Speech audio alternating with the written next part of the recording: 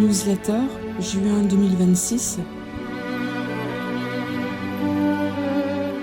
Karma, initiation, récompense.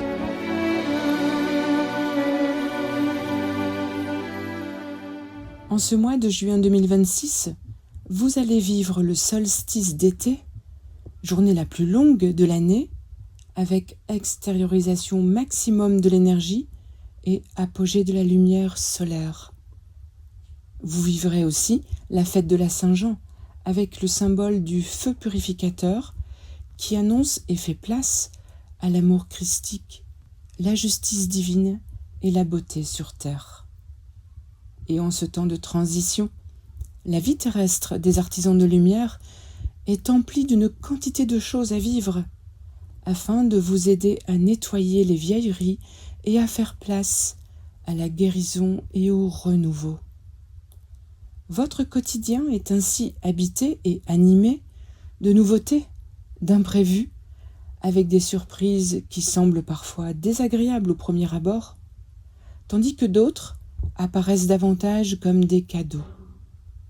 Que comprendre dans tout cela ? Les événements à vivre peuvent être des retours de karma ou des expériences initiatiques ou encore des synchronicités de l'univers. Comment y voir plus clair ? Tout d'abord, si vous ne parvenez pas à saisir la signification des événements que vous vivez au quotidien, qu'il s'agisse d'un retour karmique, d'une expérience initiatique ou d'une synchronicité offerte par l'univers, vous savez au moins que c'est positif pour vous. Voyons cela de plus près.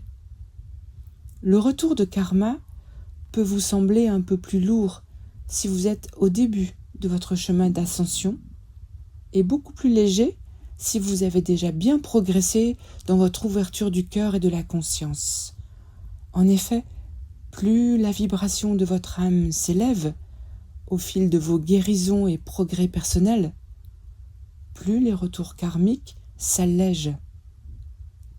Prenons l'exemple d'un accident. Alors que vous roulez prudemment à bicyclette, un automobiliste distrait vous fauche en vous doublant.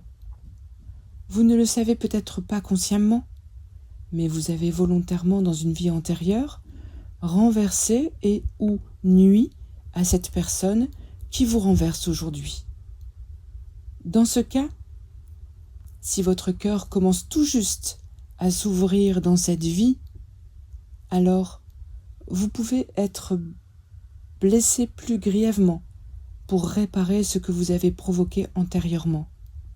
Tandis que si votre cœur s'est déjà bien ouvert dans cette vie, les conséquences de l'accident seront allégées et vous pouvez être sain et sauf avec seulement un gros dégât matériel sur votre vélo.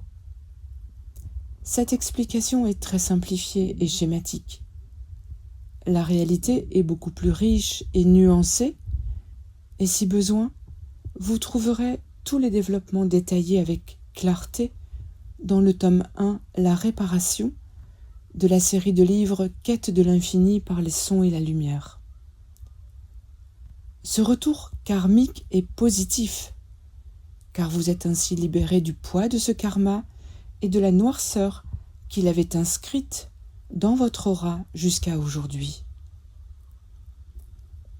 L'expérience initiatique, elle, vous est proposée sur votre chemin de vie pour vous aider à franchir un cap, à gravir une ou plusieurs marches de l'escalier de l'ascension. Prenons quelques exemples. Vous êtes très organisé, trop organisé, si bien que tout changement de programme imprévu vous perturbe.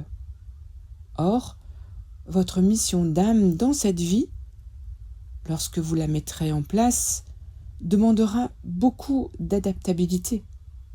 Alors, la vie va vous préparer à devenir souple et adaptatif et vous fera vivre des événements au cours desquels vous serez quasi obligé de vous assouplir et ainsi être préparé à votre future mission.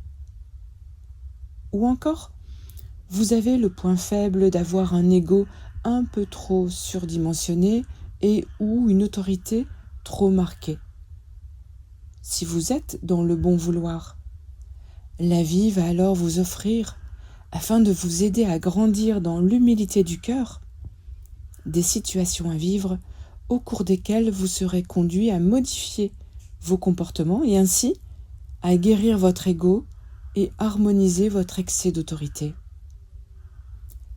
La vie pourra, entre autres, vous mettre face à une erreur vis-à-vis d'une autre personne, vous amenant alors à vous excuser humblement avec les mots du cœur qui parlent à l'âme, en exprimant votre bon vouloir à réparer cette erreur. Il s'ensuivra probablement un pardon de la personne lésée par cette erreur, et cette personne vivra de son côté l'initiation magnifique du pardon. Chacun aura alors grandi. La paix humble du cœur prendra de plus en plus de place en le cœur de chacun. La vibration de l'âme s'élèvera. Ce peut être par exemple le poids d'une ancienne décision d'un parent envers son enfant en jeune âge, avec impact négatif ultérieur de la décision sur l'enfant.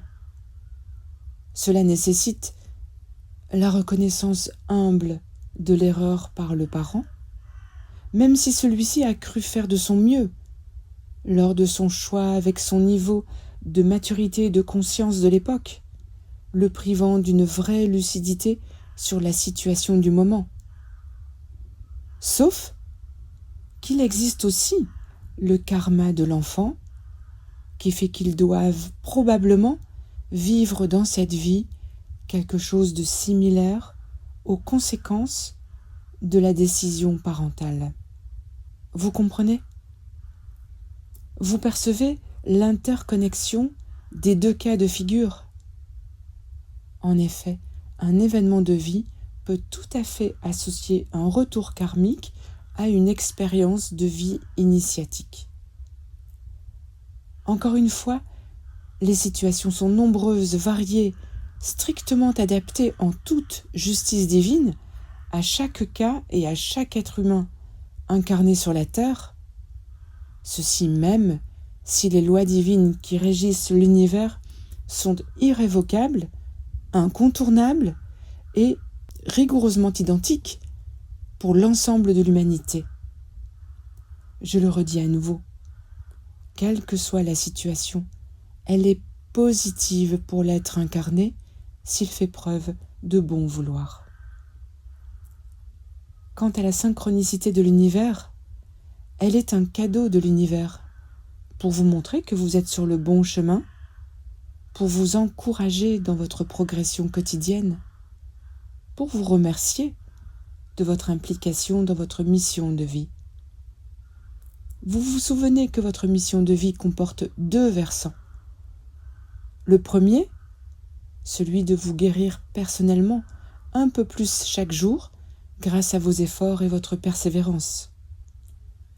Le second, celui d'avancer dans la réalisation de votre mandat de vie dans lequel votre âme s'est engagée avant cette incarnation sur la terre. Là aussi, des explications claires et détaillées sur la mission d'âme sont à votre disposition dans le tome 4, La trahison, de la série Quête de l'infini par les sons et la lumière. Prenons un exemple de synchronicité de l'univers. Un artisan de lumière a pour mission de fédérer des êtres humains autour d'une action de service au bien commun. Il aura à cet effet besoin de lieux propices au regroupement des êtres concernés par le projet. S'il est aligné aux lois divines, dans la création de son projet, alors l'univers mettra spontanément sur sa route les bonnes personnes détenant ces lieux adaptés aux rencontres fédératrices. C'est comme si les choses arrivaient au bon moment, sans même les chercher, permettant juste de les saisir comme en tendant la main sur un plateau, en toute gratitude envers l'aide céleste. En conclusion de ce bref rappel sur le karma, l'initiation expérientielle et la synchronicité de l'univers, s'il vous plaît, ressentez en cette période solaire ô combien vous êtes accompagné avec bienveillance et amour par Dieu Père, Mère, conscience d'amour universel. Que la gratitude infinie inonde votre cœur. Soyez bénis, chères âmes en incarnation sur la terre, pour votre ouverture du cœur et de la conscience. Soyez bénis, chers êtres, vous êtes très aidés et vous êtes tellement aimés. Je suis Cristal Chaya.